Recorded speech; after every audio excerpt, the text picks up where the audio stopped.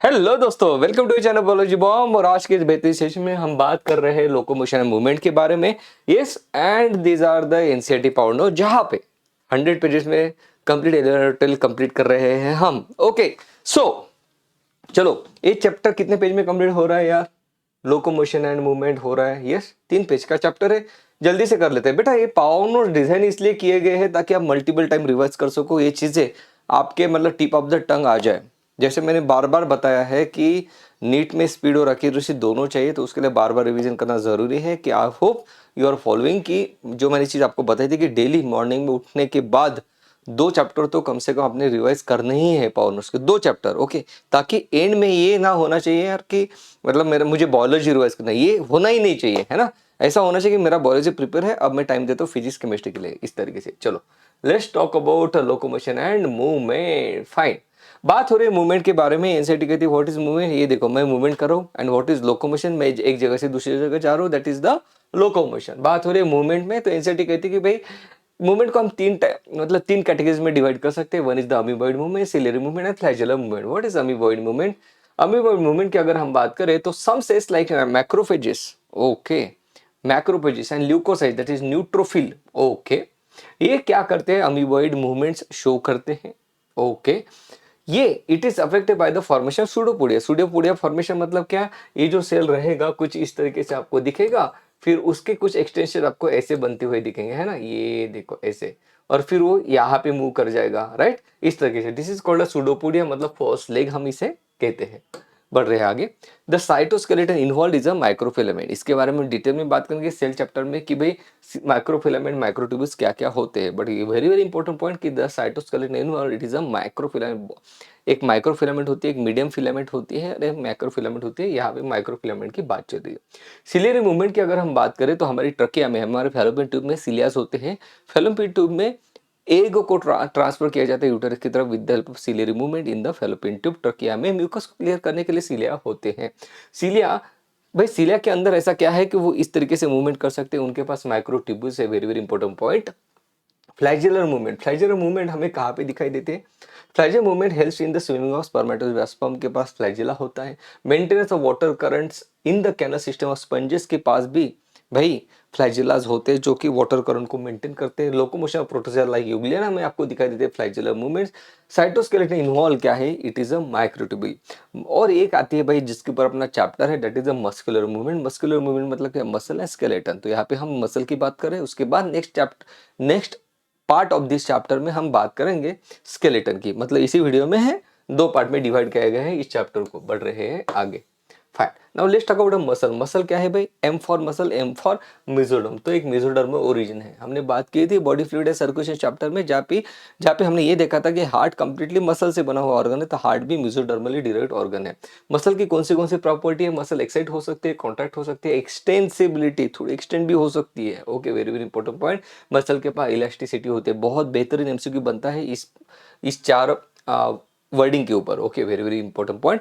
Muscle 3 type की होती है, skeletal muscle, visceral muscle, cardiac muscle. Skeletal muscle एक ऐसी मसल होती है जो बोन के साथ एसोसिएट होती है। इनके पास स्ट्रिप लाइक अपीयरेंस होता है ना, इनके पास ऐसे स्ट्रिप लाइक अपीयरेंस होता है।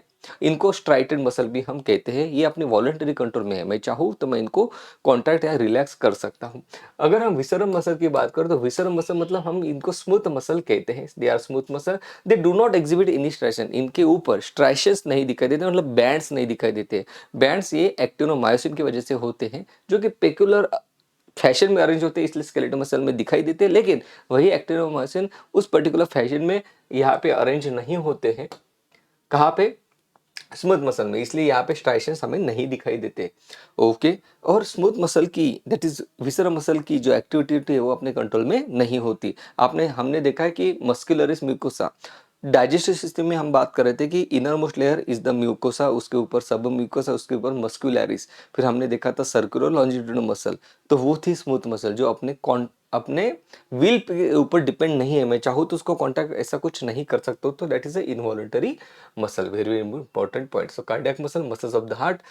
कार्डियक मसल इंपॉर्टेंट पॉइंट, ये स्ट्राइटेड मसल है लाइक अ स्केलेटल मसल, और ये एक इनवॉलेंटरी मसल है लाइक अ स्मूथ मसल। तो दोनों के फीचर्स यहाँ पे आपको दिखाई देते हैं। Very very important point. बढ़ते आगे, cardiac muscle consist of individual heart muscle connected by the intercalated disc. Muscle के पास ना इंटरकैलेटेड डिस्क होता है, इसलिए एक ही टाइम पे बहुत अच्छे से कॉन्टैक्ट कर पाता है। मतलब इनके पास मसल जो है ना ऐसी इंटरकैलेटेड डिस्क के थ्रू ऐसे जुड़ी हुई होती है, ऐसे ऐसे। ये रही एक मसल और ये रही अभी दूसरी मसल। तो इंटरकैलेटेड डिस्क के थ्रू, ये इंटरकैलेटेड डिस्क है बीच वाला, तो ये मसल्स एक दूसरे के साथ जुड़ी हुई होती है, इसके मसल फाइबर जुड़े हुए होते हैं, इसलिए वो as a single unit contract कर पाती है। बढ़ते आगे, स्केलेटल मसल को डिटेल में देखते हैं। Skeletal muscle is made up of a number of muscle bundles और fascicle held together by the fascia. Skeletal muscle भाई छोटे, मुझे यहाँ पे मसल बंडल्स दिखाई देते हैं ऐसे ऐसे, मसल बंडल्स को हेल्ड किया जाता है फेशिया के द्वारा, ऐसे ऐसे ऐसे ऐसे ऐसे मुझे मसल बंडल दिखाई देते हैं। आगे डायग्राम भी है, वो भी देखेंगे। अब एक मसल बंडल के अंदर मसल सेल्स होते हैं, जैसे कि हम यहाँ पे देख रहे थे ना। अब एक मसल बंडल के अंदर ये क्या है, मसल सेल है, जिसे मायोफाइबर या मसल सेल कहते हैं। Very very important point, muscle fibre, myofibre या मसल सेल कहते हैं ना। मायोफाइब्रिल अलग है, मायोफाइबर अलग है। Very important point. अब ये जो मसल फाइबर है, that is the muscle cell है, उसकी जो प्लाज्मा मेम्ब्रेन है उसको हमने स्पेशल नाम दिया है, उसको सार्कोलेमा कहते हैं। ये जो मसल फाइबर है, ये जो मसल फाइबर है, इसका जो साइटोप्लाज्म है इसको हम सार्कोप्लाज्म कहते हैं, इसके साइटोप्लाज्म को साइकोप्लाज्म कहते हैं। सार्कोप्लाज्म में कई सारे न्यूक्लियर हमें दिखाई देते हैं, मल्टी न्यूक्लिएटेड सेल होता है, इसलिए इसे सिंसिटिव भी कहते हैं। एंडोप्लाज्मिक रेटिकुलम जो होता है, जो मसल फाइबर के पास होता है, उसमें हमें कैल्शियम दिखाई देता है, तो हम कहते हैं कि ये एक कैल्शियम का स्टोर हाउस है। Okay, endoplasmic reticulum of the muscle fibre, it is called as the sarcoplasmic reticulum and it is the storehouse of a calcium ion. Very very important point. Now बढ़ते हैं आगे। Now let's talk about the characteristics of a muscle fibre. Presence of large number of parallelly arranged filament in the sarcoplasm called myofilament और myofibril, ये होते हैं muscle fibre में present. मतलब हमने क्या देखा था कि मसल फाइबर मतलब मसल सेल, मसल सेल के अंदर हमें कई सारे मायोफिलामेंट्स दिखाई देते हैं। ये जो मसल फाइबर है, ये जो मसल फाइबर है, जैसे मसल सेल है, एक ही चीज है, इसके अंदर हमें ऐसे ऐसे फिलामेंट्स दिखाई देते हैं। इस फिलामेंट को मायोफिलामेंट कहते हैं। ये मसल है, मसल फाइबर है, which is the anatomical structure unit of a cell, right. Fine, अब बढ़ते हैं आगे। तो ये जो फिलामेंट है जिसे हम मायोफाइब्रिल कह रहे हैं, मायोफाइब्रिल में कौन सी फिलामेंट होती है, एक होती है एक्टिन फिलामेंट, एक होती है मायोसिन फिलामेंट। इस myofibril has an alternate thick and thin bed. Okay, ये एक्टिन और मायोसिन अल्टरनेट फैशन में अरेंज किए जाते हैं। Thin filament, that is actin filament को हम थिन फिलामेंट कहते हैं। यहाँ पे आप देख रहे हो, ध्यान से देखो, यहाँ पे है, ये है थिक फिलामेंट, ये है थिन फिलामेंट। ये जो थिक है मतलब मोटा है, मतलब इसको मायोसिन कहते हैं, मायोसिन पर मोटा, and actin is for thin filament. तो यहाँ पे ध्यान से देखना, थिन फिलामेंट ही एक्टिन फिलामेंट है। यहाँ पे जब हम इसके ऊपर रेस डालते हैं तो हमें यहाँ पे I band, that is isotropic band दिखाई देता है। वेरी वेरी इंपॉर्टेंट, और यही इसे हम लाइट बैंड कहते हैं। जबकि जो थिक फिलामेंट है उससे लाइट पास नहीं हो पाता और हमें डार्क बैंड दिखाई देता है। So thick filament it is shows the dark band, it is made up of a myofilament A band, जिसे हम कहते हैं। तो ये अल्टरनेट नाम आपको पता होने चाहिए। Now distribution pattern of actin and myosin gives striated appearance to the skeletal muscle. यहाँ पे आप देख रहे हो कि एक्टिन फिलामेंट और मायोसिन फिलामेंट अल्टरनेट अरेंज है, जिसकी वजह से स्ट्राइशंस मतलब पट्टा, जैसे जेब्रा के ऊपर होते हैं ना ऐसे पट्टे पट्टे, तो उस वो अपीयरेंस यहाँ पे दिखाई दे रहा है हमें। Now elastic fibre called Z line bisect the thin filament. यहाँ पे आप देख रहे हो थिन फिलामेंट को एक इलेक्ट्रिक फाइबर बीच में से बाइसेक्ट करता है, जिसे हम जेड लाइन कहते हैं। यहाँ पे आप देख रहे हो, ये रही थिन फिलामेंट, उसको बाइसेक्ट किया जेड लाइन ने। नाउ आगे बढ़ते हैं। Elastic fibre called as M line bisect the thick filament. ये जो इलास्टिक फाइबर है कॉल्ड एम लाइन, यहाँ पे एम लाइन नहीं दिखाई दी है, बट एम लाइन क्या करते हैं, थिक फिलामेंट को बाइसेक्ट करती है। जेड लाइन थिन फिलामेंट को, एम लाइन थिक फिलामेंट को बाइसेक्ट करती है। Now the portion of a myofibril between two successive Z line, ये जो दो जेड लाइन का बीच का जो पोर्शन है उसे हम सार्कोमियर कहते हैं। It is the functional unit of a muscle contraction. Very very important point. In a resting stage the central part of a thick filament, यहाँ पे आप देख रहे हो थिक फिलामेंट ने थिन फिलामेंट को कवर किया, लेकिन थिक फिलामेंट का बीच का सेंट्रल का part which is not covered by the thin filament, it is called as H zone. Very very important point. Now बढ़ते हैं आगे। The structure of a contractile protein, ये बात कर रहे हैं कि एक्टिन फिलामेंट, मायोसिन फिलामेंट, यहाँ पे जो एक्टिन फिलामेंट है वो कैसे बनी है, किस चीज से बनी है, उसके बारे में बात करें। Now each actin filament it is made up of two F actins. यहाँ पे आप देख रहे हो this is completely actin filament. Actin filament बनी है एफ एक्टिन से, दो एफ एक्टिन से। आप यहाँ पे देख रहे हो, ये एक आपको स्ट्रिंग दिख रही है, और दूसरी स्ट्रिंग दे रहे हैं these are two F actin, और ईच एफ एक्टिन, यहाँ पे एक एफ एक्टिन आपको दिख रहा है कि ग्लोबुलर प्रोटीन से बना हुआ है। So each F actin it is a polymer of monomer in globular actin. Now two filaments of another protein, इसके ऊपर हमें दो फिलामेंट दिखाई देते हैं, एक है ट्रोपोमायोसिन, आप दिख रहे हो ऐसे, ये है ट्रोपोमायोसिन, और ट्रोपोमायोसिन के ऊपर हमें यहाँ पे क्या दिख रहा है, ट्रोपोनिन। ट्रोपोमायोसिन के ऊपर हमें क्या दिख रहा है, ट्रोपोमायोसिन के ऊपर हमें यहाँ पे ट्रोपोनिन, ये रहा ट्रोपोमायोसिन, और उसके ऊपर हमें यहाँ पे ट्रोपोनिन दिखा रहा है। सही है भाई, ओके। नाउ अब बढ़ते हैं आगे। हाँ, ओके।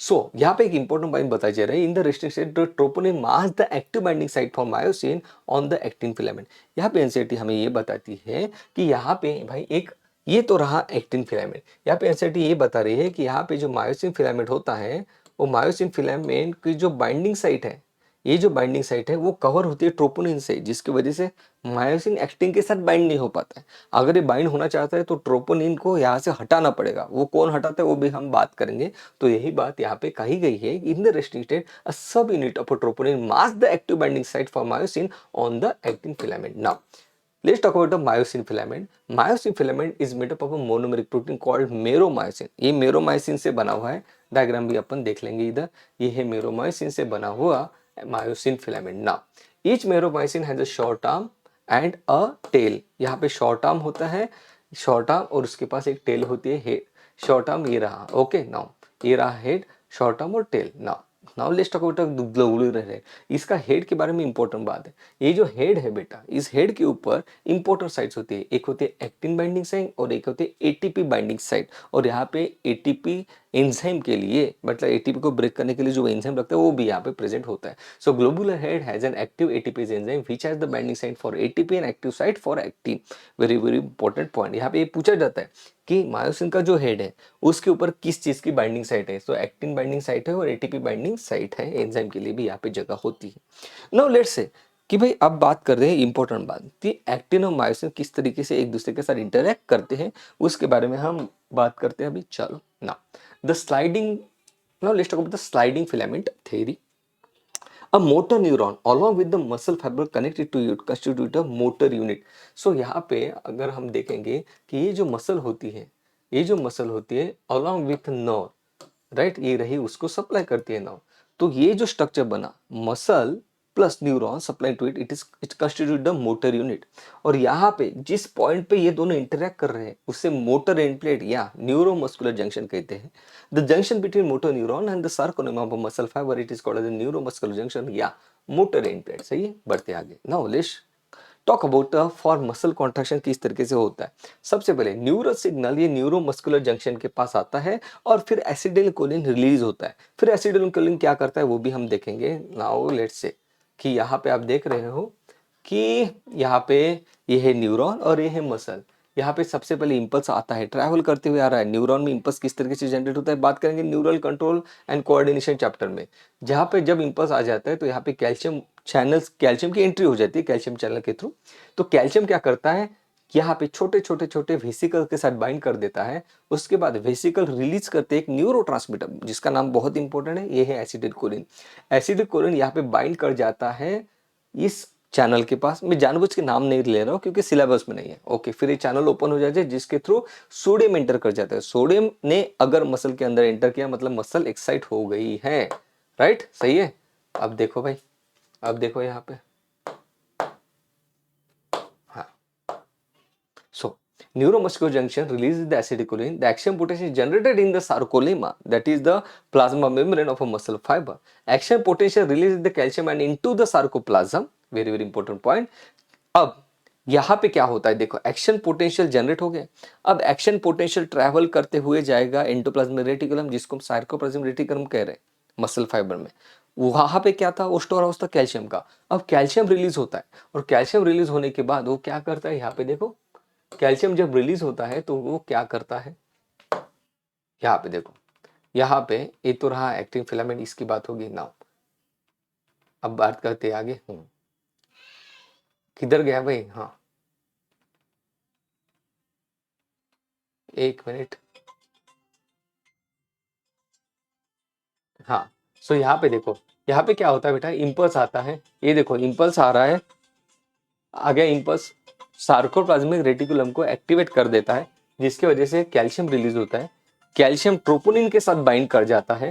ट्रोपोनिन देखो अब क्या करता है, कैल्शियम बाइंड किया ट्रोपोनिन के साथ, अब ये क्या करता है, कैल्शियम ट्रोपोनिन को हटा देता है, जिसकी वजह से अनमास्किंग हो जाता है। बाइंडिंग साइट अब एक्सपोज हो गई, जो कि एक्टिन फिलामेंट के ऊपर थी। अब ये बाइंडिंग साइट के ऊपर मायोसिन बाइंड कर जाता है, उसके लिए वहां पे एटीपी की जरूरत पड़ती है भाई। ओके, ये बाइंड कर गया। अब क्या करता है, मायोसिन उसको पुल कर देता है अपनी तरफ। देखो, पुश नहीं किया, पुल किया। ओके, इस तरीके से। तो यहाँ पे देखो, ये है रिलैक्स स्टेट, और जब यहाँ पे पुल कर रहा है तो कुछ इस तरीके से चीज हो रही है। तो मतलब क्या हो रहा है, ये रहा सार्कोमियर। तो सार्कोमियर क्या हो रहा है, सार्कोमियर शॉर्ट हो रहा है बेटा, उसके सार्कोमेर क्या हो रहा है, शॉर्ट हो रहा है। तो क्या क्या चीजें होती है वो देखते हैं यहाँ पर ना। So myosin binds to the actin utilising ATP, actin myosin cross bridge form होता है। Myosin pulls the actin filament towards, pulls करता है toward the centre of the actin filament, very very important. और actin slides over the myosin, very very important, sliding filament area slide करता है। This causes shortening of a sarcomere, that is contraction. Now अब बढ़ते हैं आगे। Now muscle contraction होता है तो क्या क्या चीज होती है ये आपको पता है, लेकिन उसको याद कैसे रखना है मैं बताता हूँ। Sarcomere shortens, yes for sarcomere, yes for shorts हम कह रहे हैं। Sarcomere shorts, H zone hide हो जाता है।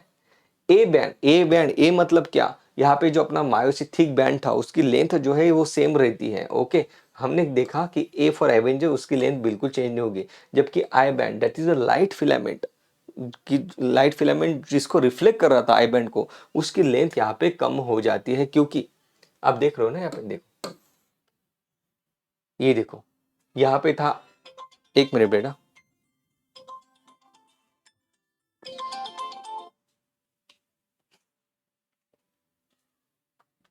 तो यहाँ पे आप देख रहे हो कि यहाँ पे ये है एक्टिन फिलामेंट जिसका आई बैंड है, और बीच वाला ए बैंड। यहाँ पे देखो आई बैंड क्या हो गया, कम हो गया बेटा, आई बैंड इतना ही बचा ना।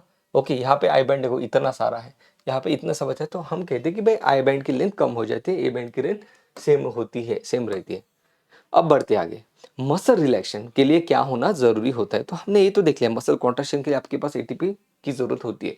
मसल रिलैक्सेशन के लिए क्या होता है, मसल रिलैक्सेशन के लिए भी एटीपी लगता है। ATP binds and the cross bridge broken, very very important point. और जो कैल्शियम आयन था जो यूज किया गया था, जो ट्रोपोनिन के साथ बाइंड हुआ था, उसको फिर से वापस भेज दिया था सार्कोप्लाज्मिक रेटिकुलम में, और फिर से masking of the actin filament takes place, फिर से एक्टिन फिलामेंट की मास्किंग हो जाती है। अब मायोसिन के साथ बाइंड नहीं कर पाता है। मसल फटीग क्या चीज है, repeated activation of a muscle can lead to the accumulation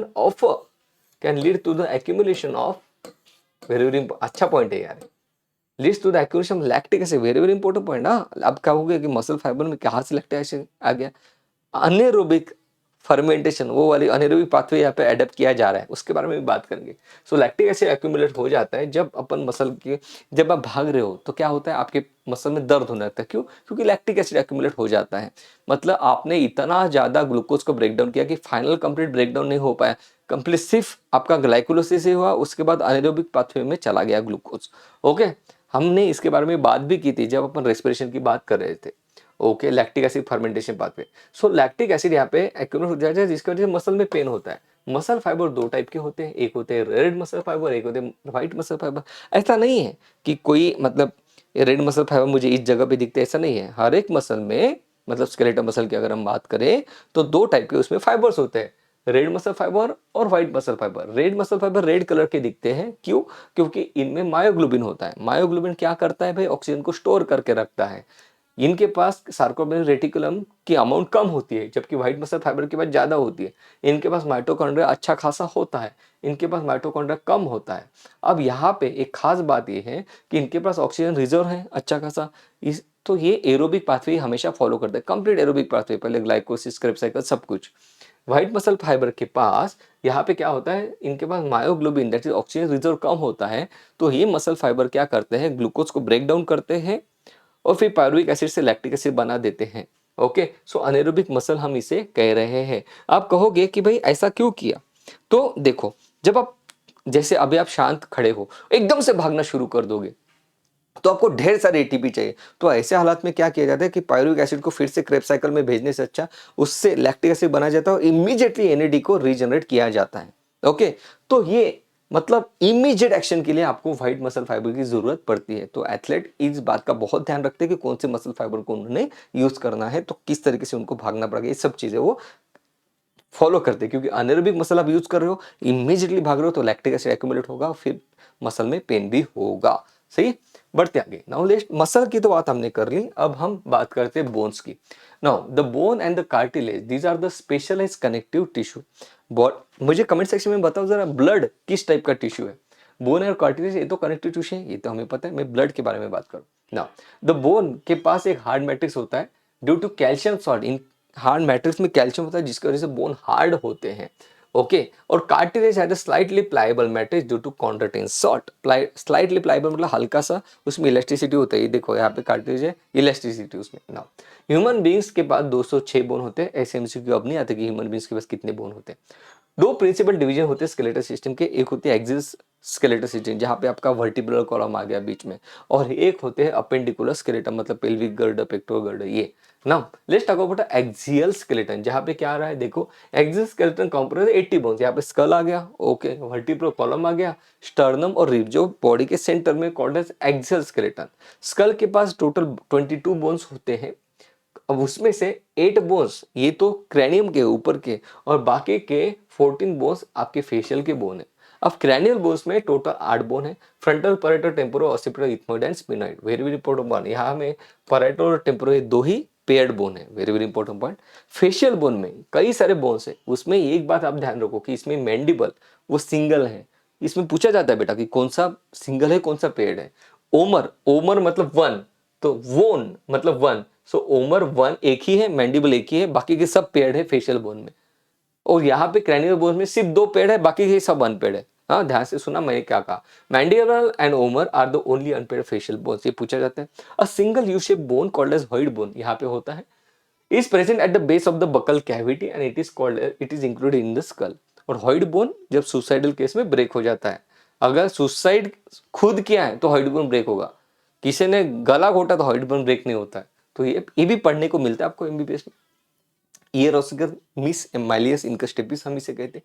vertebral column की अब बात करते हैं। टोटल कितने वर्टिब्रा होते हैं? हमारे पास 26 वर्टिब्रा होते हैं। सर्वाइकल, थोरेसिक, लंबा, सैक्रम एंड कॉक्सिक्स। 7 12 5 1 1।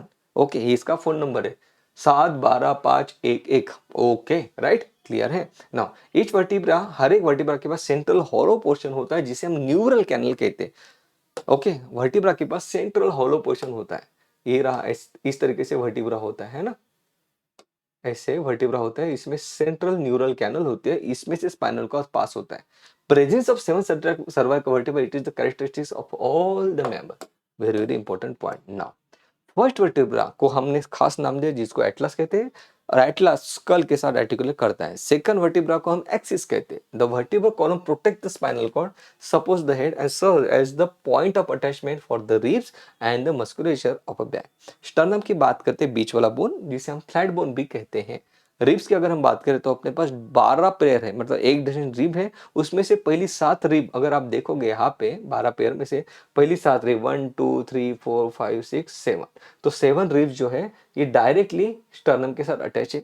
जबकि 8 9 10, 8 9 और 10 ये क्या करती है, इनका कार्टिलेज पहले 7 के साथ ज्वाइन हो रहा है और फिर वो 7th वाला ही स्टर्नम के साथ ज्वाइन हो रहा है। तो ध्यान से सुनो, पहली 7 रिब डायरेक्ट स्टर्नम के साथ ज्वाइन हो रहे हैं, तो हम इनको कहते हैं वर्टिब्रो स्टर्नम रिब, मतलब जो वर्टिब्रा और स्टर्नम के साथ अटैच है, कॉल्ड वर्टिब्रो स्टर्नम रिब। ये जो 8 9 10 ये क्या कर रहे हैं, वर्टिब्रा के साथ अटैच तो है, लेकिन आगे इसके कार्टिलेज के साथ मतलब कॉन्ड्रियम के साथ अटैच है, तो हम इनको कहते हैं वर्टिब्रो कॉन्ड्रल रिब्स। ओके, या फॉल्स रिब हम इसे कहते हैं। और इसके नीचे दैट इज 11 और 12, ये दो रिब है, आप देख रहे हो कि ये फ्लोट कर रही है, ये किस आगे अटैच ही नहीं है किसी के साथ, तो इसको फ्लोटिंग रिब हम कहते हैं। Now let's talk about this. Each rib is connected dorsally to the vertebral column, ventrally to the sternum. Now ये पीछे के साइड में इसके पास 2 हेड होते हैं रिब्स के पास, वर्टिब्रा को अटैच करने के लिए, इसलिए इसको बाइसेफेलिक रिब्स कहते हैं। True ribs, first 7 ribs are called as true rib, ये स्टर्नम के साथ with the help of hyaline cartilage attach होते हैं। फॉल्स रिब ये 7th रिब के हाइलिंग कार्टिलेज के थ्रू स्टर्नम के साथ अटैच होते, डायरेक्टली अटैच नहीं होते। फ्लोटिंग रिब तो आगे किसी के साथ भी आर्टिकुलेट नहीं होते, पीछे के साथ तो सभी वर्टिब्रल कॉलम के साथ अटैच होती ही है। Now let's talk about the appendicular skeleton. एक रहा एक्सियल, सेंट्रल, अपेंडिकुलर मतलब साइड वाला। Now the bones of the limbs along with their girdle constitute the appendicular skeleton. Forelimb, the bones of the hand, forelimbs are humerus. आपको पता है humerus है, radius ulna है, यहाँ पे wrist bones है जो कि 8 इन नंबर से, ओके, जिसको अपन कार्पल्स कह रहे हैं, जिसको अपन कार्पस कह रहे हैं। फिर आ जाता है मेटाकार्पल, कार्पल के बाद 5 मेटाकार्पल आ गया, ओके। फिर आ जाते हैं फैलेंजेस आपके, फिर आ जाते हैं फैलेंजेस। एक यहाँ पे 2 फैलेंजेस, बाकी सब में 3 phalanges, total 14 number of phalanges आपको दिखाई देते। हैंडलिंग की अगर हम बात करें, the bones of the legs को हम हैंडलिंग कहते हैं। ये रहा अपना फोरलिंग, और पैरों को हम हैंडलिंग कहते हैं। यहाँ पे फीमर होता है, उसके बाद टिबिया फिबुला होता है, फिर टार्सस, मेटाटार्सस और फैलेंजेस होते हैं। नाउ और नी, बहुत इंपॉर्टेंट बात है, इसके पास नी में मतलब एक एक नी जाएगा दोनों पैरों में, ओके। पेक्टोगर्डर की हम बात करें तो इस pectoral girdle consist of clavicle and scapula. ये रहा क्लेविकल, और उसके बाद मतलब ये रहा क्लेविकल, ब्यूटी बोन, और ये रहा साइड का स्कैपुला। स्कैपुला कैसा बोन है? It is a triangular flat bone. It is located between second to seventh rib. NEET 2022 का एमसीक्यू। इसके पास इलिएटर रिज होता है जिसको अपन स्पाइन कहते हैं। Acromion process of scapula articulates with the clavicle. A articulates with C, very very important point. Acromion process of scapula articulates with the clavicle. Glenoid cavity of scapula articulates with the head of humerus. इसके पास जो ग्लेनर्ड cavity है वो head of the humerus के साथ articulate होती है। Very very important point बेटा। क्लेविकल की अगर हम बात करें तो क्लेविकल को कॉलर बोन कहते हैं, और क्लेविकल आपके एक्सियल और अपेंडिकुलर स्केलेटन को ज्वाइन कर देता है। पेल्विक गर्डल की अगर हम बात करें तो pelvic girdle ilium, ischium, pubis तीनों से बना है। इसके पास एक एसिडोबुलम होता है जिसके साथ फीमर आर्टिकुलेट करता है, और यहाँ पे साइनोवियल दैट जॉइंट यहाँ पे बन जाता है। जॉइंट्स की अगर हम बात करें तो जॉइंट 3 टाइप के हमें दिखाई देते हैं, fibrous, cartilaginous and synovial joint. Fibrous joint do not allow any movement, बिल्कुल भी मूवमेंट अलाउ नहीं करता, ये हमें स्कल में दिखाई देता है। कार्टिलेजिनस जॉइंट ये हमें वर्टिब्रा की इसमें बहुत बहुत बहुत इंपॉर्टेंट, हर एक वर्ड इंपॉर्टेंट है यार। Right, joint between rib end sternum, ये भी कार्टिलेजिनस जॉइंट है जो लिमिटेड मूवमेंट शो कर रहा है। पेल्विक सिम्पासिस में जो 2 पेल्विक बोन्स है ये with the help of fibrous cartilage attach होते हैं, और ये स्लाइटली मूवमेंट प्रोवाइड करते हैं during birth, okay. Synovial joints की अगर हम बात करें तो characterize by the presence of a fluid filled synovial cavity, okay. और इसमें बहुत सारी मूवमेंट प्रेजेंट होती है, जैसे कि बॉल एंड सॉकेट जॉइंट जो हमें दिख रहा है between humerus and pectoral girdle, जो हमें दिख रहा है between femur and pelvic girdle, okay. ये है ball and socket joint. Hinge joint, knee joint ये आपका हिंज जॉइंट है। एल्बो जॉइंट ये आपका हिंज जॉइंट है। पाइवोट जॉइंट की अगर हम बात करें तो एटलस और एक्सिस मतलब फर्स्ट वर्टिब्रा सेकंड वर्टिब्रा के बीच में जो है that is a pivot joint. Gliding joint की अगर हम बात करें तो ये जो कार्पल है ना, ये कार्पल, ये देखो ये मूवमेंट क्यों हो रही है, क्योंकि कार्पल एक दूसरे के ऊपर यहाँ पे स्लाइड कर जा रहे हैं, called as gliding joint. Saddle joint, thumb तो सैड है, इसकी ट्रिक मैंने बताई थी, थंब तो सैड है। अगर आपने के ट्रिक अगर आपने एक्सेस नहीं किया है तो प्लीज उसको एक्सेस मतलब एक्सेस कीजिए, उसको जरूर देखिए, उसको रिवर्स करें, बहुत इंपॉर्टेंट है बेटा। टेलीग्राम पे लिंक शेयर की है। सैडल जॉइंट बिटवीन कार्पल और मेटाकार्पल में प्रेजेंट होते हैं, सही है। Saddle joint it is present between carpal and metacarpal of a thumb. Carpal और मेटाकार्पल, कार्पल और metacarpal of a thumb, very very important point ना। ये रहा मेटाकार्पल और यहाँ पे कार्पल, तो थंब के, तो थंब तो सैड है याद रखो, तो बिल्कुल आसानी से याद हो जाएगा। अब हम देखते हैं कि कौन से डिसीजेस हमें दिखाई देते हैं यहाँ पे। एक है माइस्थेनिया ग्रेविस जो कि ऑटोइम्यून डिसऑर्डर है, मिस्टर अमिताभ बच्चन को ये है myasthenia gravis. It is autoimmune disorder affect in the neuromuscular junction. यहाँ पे न्यूरोमस्कुलर जंक्शन अफेक्ट हो जाते हैं। एक्चुअली यहाँ पे जो एसिटिल कोलिन रिसेप्टर होते हैं वो रिसेप्टर डिस्टर्ब हो जाते हैं, क्योंकि उनके अगेंस्ट बॉडी में और अपने आप एंटीबॉडी बनना शुरू हो जाती है, तो एसिड कोलिन अपना इफेक्ट नहीं दिखा पाता। एसिड कोलिन इफेक्ट नहीं दिखाएगा तो नर्वस न्यूरॉन से जो मैसेज गया वो मसल तक नहीं पहुंचेगा, मसल कॉन्टैक्ट नहीं हो पाएगी, तो मसल फटीक हो जाएगी, वीक हो जाएगी, paralysis of skeletal muscle takes place. Muscular dystrophy एक genetic disorder, it is a progressive degeneration of skeletal muscle mostly due to genetic disorder. It is an autosomal dominant disease, very very important point, NEET 2022 का MCQ। Tetani की अगर हम बात करें तो rapid spasm while contraction in a muscle, it is due to the low calcium in a body plate. अगर body में calcium की अगर कमी हो गई तो मसल बहुत रैपिडली स्पाज्म में चली जाती है। ये एक उल्टे एक अलग फिनोमेना है जहाँ पे कैल्शियम की कमी हो गई जिसकी वजह से सोडियम चैनल अपने आप एक्टिवेट हो जाते हैं और रैपिड मसल कॉन्ट्रैक्शन हो जाते हैं, तो this is called as tetany. Arthritis आपने देखा होगा, घर में कोई दादाजी होंगे तो पैरों में दर्द बता देते, क्यों? क्योंकि यहाँ पे फीमर है, ओके, और यहाँ पे टिबिया फिबुला है, इन दोनों के बीच में यहाँ पे कार्टिलेज होता है, यहाँ पे कार्टिलेज होता है, कार्टिलेज डैमेज हो गया with the age called as arthritis. So inflammation of a joint it is called as arthritis. Osteoporosis की अगर हम बात करें, ऑस्टियो मतलब बोन, पोरोसिस मतलब बोन में छेद आ जाना। बोन में छेद क्यों आ जाएंगे? अगर बोन से कैल्शियम चला गया तो। बोन से कैल्शियम क्यों चला गया? मोस्ट ऑफ द ने ऐसा फीमेल्स में होता है क्योंकि ईस्ट्रोजन की लेवल कम हो जाती है इन पोस्ट मेनोपॉजल फेज। जब मेंस्ट्रुएशन रुक जाता है around 42 to 48 years in females में, तब उनमें कैल्शियम को बोन में डालने के लिए ईस्ट्रोजन की जरूरत पड़ती है, वो नहीं होता। तो इसकी वजह से ऑस्टियोपोरोसिस हो जाता है seen in post menopausal women. Gout, what is gout? It is the inflammation of joint. Joint में सूजन आ जाती है। कौन से जॉइंट में? पर्टिकुलर ग्रेट टो, पैरों के ग्रेट टो में inflammation of joint due to accumulation of uric acid crystal. Basically protein metabolism का डिसऑर्डर, जहाँ पे प्रोटीन मेटाबॉलिज्म होते हैं, यूरिक एसिड बनता है, वो यूरिक एसिड इतना ज्यादा बन गया कि वो आपके ग्रेट टो के ऊपर जाके बैठ जाता है, जिसकी वजह से वहां पे सूजन आ जाती है। तो ये रहा locomotion and movement chapter. Video को लाइक और चैनल को सब्सक्राइब करना मत भूलना, और अपडेट्स के लिए टेलीग्राम बिल्कुल ज्वाइन कीजिए। मिलते हैं जल्दी। टेक केयर बेटा, बाय बाय, जय हो। सिलेक्शन तो लेकर रहेंगे।